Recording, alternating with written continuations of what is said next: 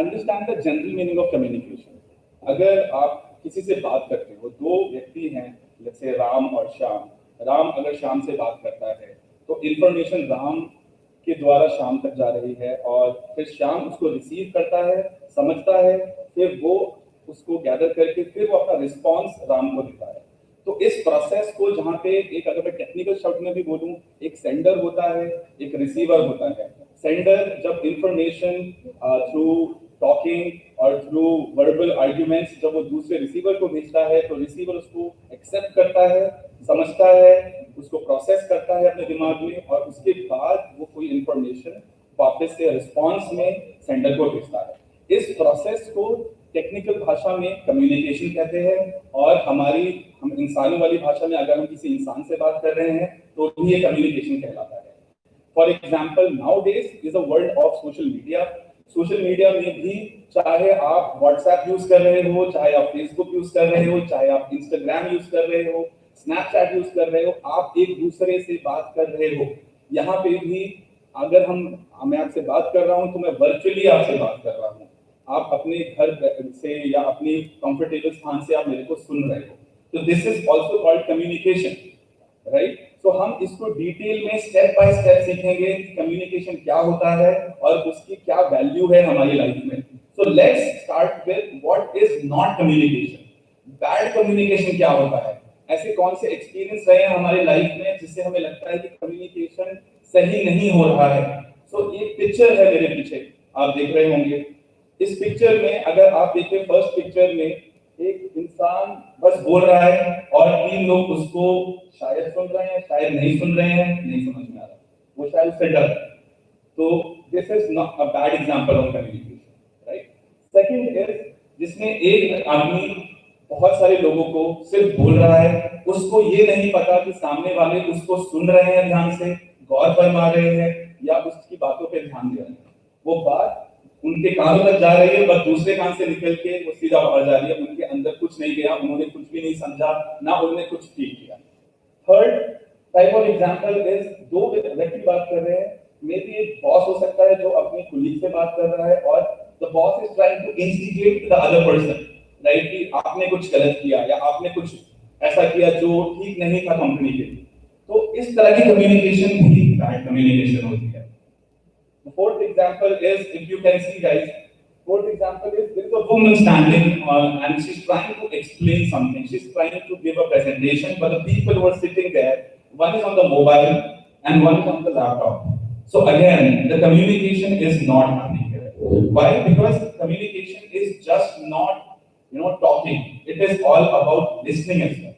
So now let's understand and deep dive in real lifetime examples and understand ऐसे कौन से scenarios थे जिससे हमें लगता था कि कम्युनिकेशन नहीं हो रही। हमारी लाइफ में बहुत बार ऐसा हुआ होगा कि बहुत सारे इंसान आए होंगे जिनको हम स्टैंड ही नहीं कर सकते, जिनसे हम बात ही नहीं कर सकते, और वो क्यों हम उनसे बात नहीं कर सकते उसके कुछ रीजंस पे बात कर लेते हैं। One reason would be that they talk out of context. मतलब अगर आप किसी से बात कर रहे हो और कोई इंसान अलग ही जोन में जाके बात कर रहा है या आपकी कॉन्वर्सेशन का जो मेन टॉपिक है, मेन फोकस है, उसके अलावा कुछ और बात कर रहा है, तो आप उसकी बात को नहीं सुनेंगे, वो डिस्टर्बेंस और नॉइज कहलाएगा। तो ऐसे लोग हमारी लाइफ में होते हैं जो अगर हम किसी से बात कर रहे हैं तो बीच में एकदम जंप करके कुछ और बोलने स्टार्ट कर देंगे और आपकी कॉन्वर्सेशन डिस्टर्ब हो जाएगी और उसके बाद वो उसको कैरी फॉरवर्ड नहीं कर पाएंगे। तो that's a bad example of communication again. Second, कुछ लोगों की जो स्टेटमेंट्स होती है वो मीनिंगलेस होती है, वो सेंसलेस होती है, उनका कोई बेस नहीं होता है। तो जब ऐसे व्यक्ति जो कुछ भी बोल सकते हैं आपको, आप उनको भी सुनना नहीं पसंद करते। तो this is the second example जो आप सब ने देखा होगा, बेशक अपने फ्रेंड्स के साथ एंड मेजरली अपने फ्रेंड्स के साथ ही देखा होगा। कोई भी आप एक झुंड में हो, आप अच्छी बातें कर रहे हो, ग्रुप में बहुत अच्छा डिस्कशन चल रहा है, सब दिमाग लगा रहे हैं, बेशक वो पढ़ाई की बात हो, जनरल नॉलेज की बात हो या कुछ भी टॉपिक की बात हो, मगर एक इंसान आएगा और वो बेसलेस कम्युनिकेशन स्टार्ट कर देगा जिससे कम्युनिकेशन तो भंग होगी और ऊपर से आपका इंटरेस्ट भी लूज हो जाएगा। So third point is there are some people who just don't want to listen. उनको सुनना ही नहीं आता, वो बस बात करना चाहते हैं। क्योंकि अगर जब तक आप सुनेंगे नहीं, जब तक आप समझेंगे नहीं, तो आप जवाब कैसे दे रहे हैं मुझे ये समझ में नहीं आता। आप जवाब इसलिए दे रहे हैं क्योंकि आपके दिमाग में कुछ पहले से ही है जो आप बिना सुने सॉरी बोलना चाहते हैं, उसकी वजह से कम्युनिकेशन भंग होता है। फिर तीसरे चौथे एग्जांपल पे जाएंगे, there are lot of people who listen to answer that. अब ये बहुत इंपॉर्टेंट पॉइंट है, ये समझना बहुत जरूरी है कि काफी सारे लोग हैं जो इसलिए सुनते हैं क्योंकि उनको जवाब पहले देना होता है, उनको बचपन से सिखाया गया है। मैं ये नहीं बोलूंगा कि माँ बाप की गलती है, माँ बाप हमेशा कोशिश करते हैं कि बच्चा अच्छी चीजें सीखे, बट बच्चे के ऊपर बहुत सारे तरह के इन्फ्लुएंसेस पड़ते हैं। वो पढ़ते हैं सोसाइटी से, वो पढ़ते हैं स्कूल के फ्रेंड्स से, वो पढ़ते हैं उनके एक्सपीरियंसेस से, और आजकल सोशल मीडिया है तो the exposure of content is so much that you will definitely be exposed to a lot of things which should not be there and ultimately destroy your personality altogether. So अगर आप कोई चीज process में करते हो तो अच्छा रहता है, अगर प्रोसेस के बाहर जाके फिर प्रोसेस में वापस आते हो तो उसमें अनसर्टेनिटीज होंगी। तो इसी वजह से there are lot of people, बचपन से हमें ये सुनने को आता है कि फर्स्ट आइए, ठीक है, और आप पहले जवाब दे देंगे तो आप सबसे तेज होंगे, आप पहले जवाब दे देंगे तो आप सबसे अच्छे बच्चे। ऐसे बच्चे या ऐसे लोग जब बड़े होते हैं तो उनकी सुनने की आदत खत्म हो जाती है। वो लोग सुनते कम और बोलते ज्यादा है। वो टॉपिक सुनते ही ये समझ लेते हैं कि मुझे क्या बोलना है, अगले का रिस्पांस नहीं सुना जवाब दिया, अगले का रिस्पांस नहीं सुना जवाब दिया, और ये बैड कम्युनिकेशन कहलाती है। क्योंकि जो सामने वाला आपको सुन रहा है वो बिल्कुल भी इंटरेस्ट नहीं लेगा, क्योंकि ना आप उसकी बात अप्रिशिएट कर रहे हो, ना उसकी बात सुन रहे हो, ना उसकी बात में आप फोकस दिखा रहे हो। Again, that's a bad example of communication. Moving forward, there are a lot of people who talk harshly. उनकी आवाज और उनके शब्द इतने कठोर, कड़क और बेफिजूल होते हैं कि अगर आप उनको सुनोगे तो आपका मूड खराब हो जाएगा और आप बात नहीं करोगे।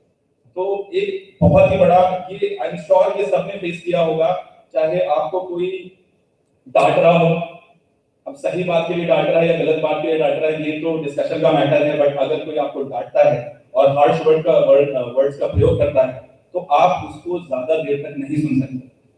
आई एम श्योर ये सबके साथ हुआ होगा आपकी लाइफ में। Next is when the tone is high. Again it is very related to my previous point. If somebody is talking harshly his tone will naturally be high because he is angry.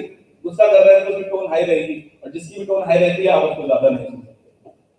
Next is they keep asking questions without letting you complete. This is another problem. When you talk to somebody, they will not listen and they will keep asking questions. For example, अगर मैं माँ और बच्चे का example दे देता हूँ। अगर बच्चा कहीं बाहर से आया है और माँ को नहीं बताया है तो माँ ना 4 प्रश्न पूछेगी, कहाँ गए थे, क्यों गए थे, बताया नहीं, कब तक आओगे, खाना नहीं खाया। बच्चा क्या होता है, इतने में कंफ्यूज हो जाता है कि मैं कौन से वाले प्रश्न का आंसर दूं, पहले वाले का या आखिरी वाले का, या ना दूं। तो उसके दिमाग में जो चल रहा है वो नहीं बोल पाता है, इसके कारण डांट को मार भी मारेगा। तो ये बहुत बड़ा एग्जांपल है, ये सबकी लाइफ में हुआ ही होगा, I am sure. Please give me a feedback about it, right. Going to the next thing, they think they are smarter than you and they try to dominate you. Very very good point.